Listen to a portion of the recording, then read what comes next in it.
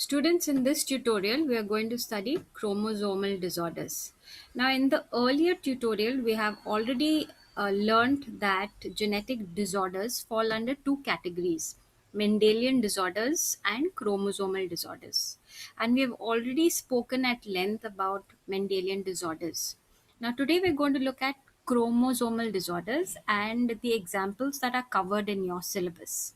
Okay, so I remember telling you about chromosomal disorders, and we said that chromosomal disorders, unlike Mendelian disorders, are to do with the chromosome, either the entire chromosome is extra or missing, or it is a set of chromosomes that is extra or missing.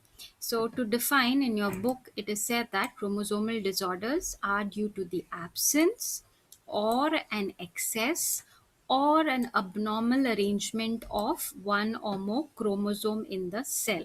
So this will lead to a cellular disorder which will manifest itself phenotypically in the individual. So, what are the causes for these disorders? So, why does this happen? Why is it that some cells get extra and some get less chromosomes? So, something must be going wrong, and there are different causes identified, out of which you in your book they have listed just two. One is failure of segregation of chromatids during cell division.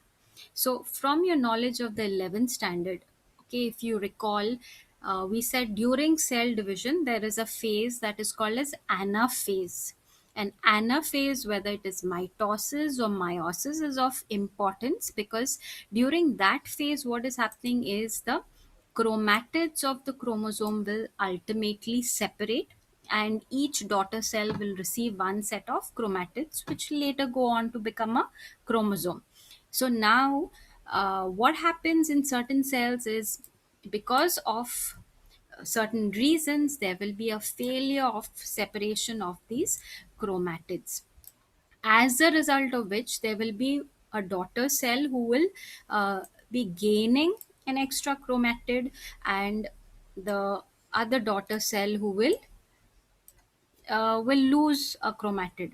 Okay, so this differentiation takes place, this disorder takes place, and this is called as aneuploidy. So if you asked what is aneuploidy, it is either the gain or loss of chromosome in a cell because of failure of segregation of chromatids during cell division. Now, a classic example of aneuploidy in human beings is the Down syndrome. So, in Down syndrome, which we are going to discuss at length, there is an extra copy of chromosome 21 that is received by the cell of the individual. So, this leads to a disorder in the human individual. So, we are going to look at Down syndrome in this tutorial.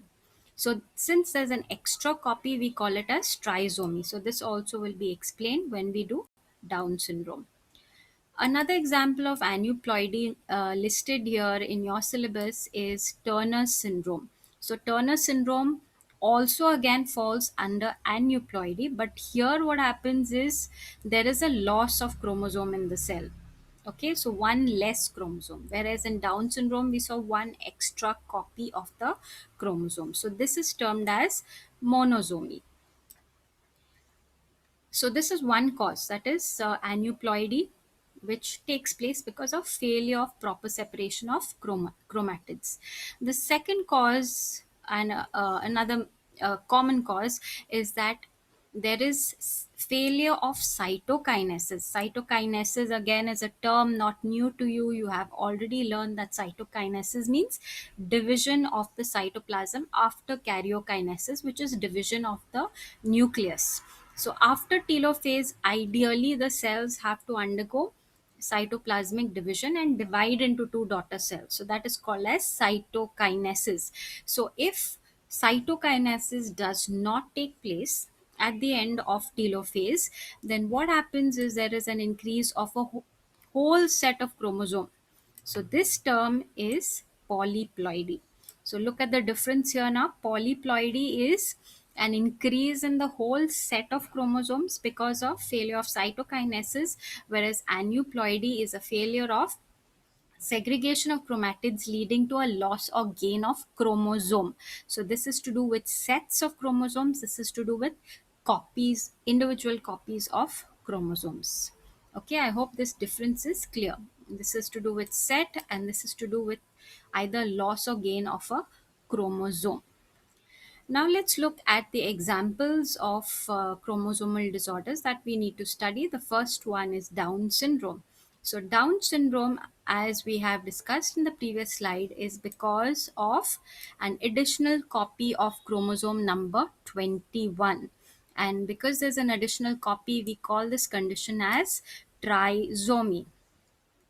If you take a look at this karyotype, now what is a karyotype? It is just a photograph of chromosomes which are extracted, they are stained, and they are arranged, and then it is clicked.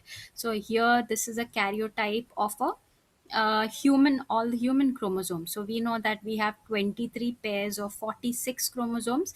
So here you can see that this is your chromosome number 1. Now these pairs, I'm sure all of you know by now that one of the chromosome comes from the father, one comes from the mother. That's why our chromosomes are always in pairs, and we say 23 pairs. Okay, but if you count the total, it becomes 46. So we have 22 autosomes. Okay, a normal healthy individual should have 22 autosomes, which you can see here, and a pair of sex chromosomes. So here this is a male individual, so he is having a Y chromosome and a X chromosome. But this individual, in addition to all the normal chromosomes, he has an extra copy of chromosome 21. Now why does this happen?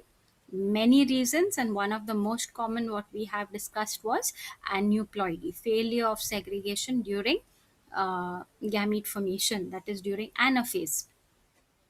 Also, you need to know that it was first described by Langdon Down, and therefore commonly now it is termed as the Down syndrome uh, because of this scientist. And we also need to know the characteristic features that help you identify children or individuals suffering from Down syndrome.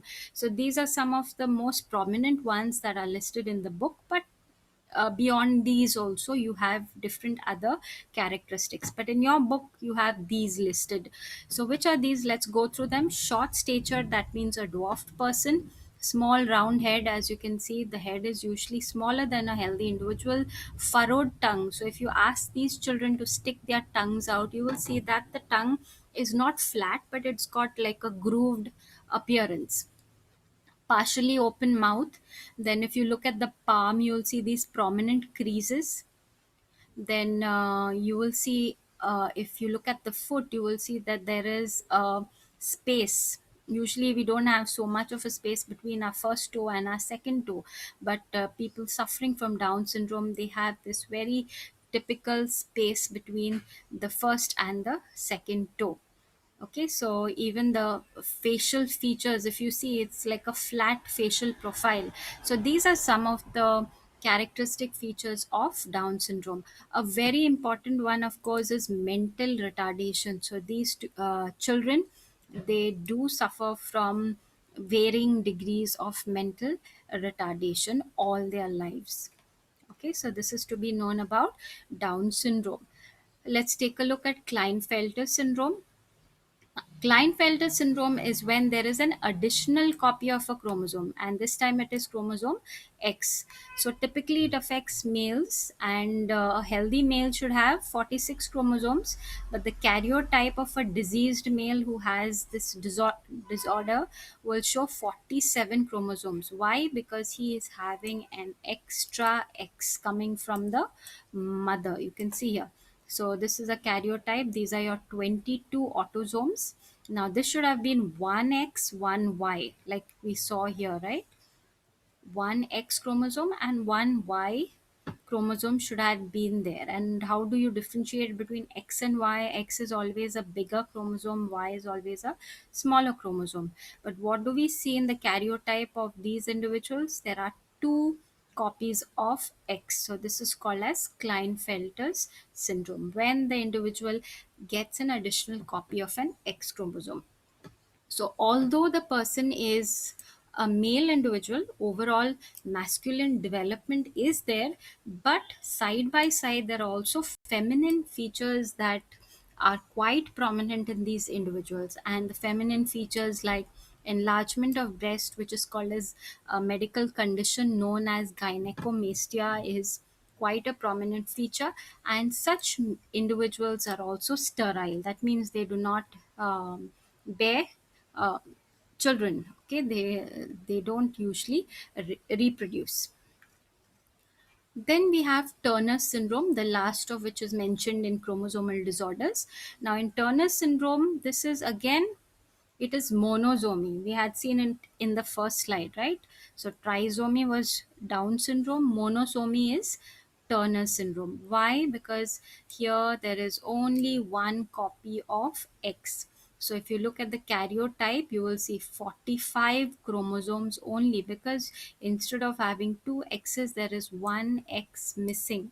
So take a look at the karyotype here now. These are your 22 autosomes and only one X.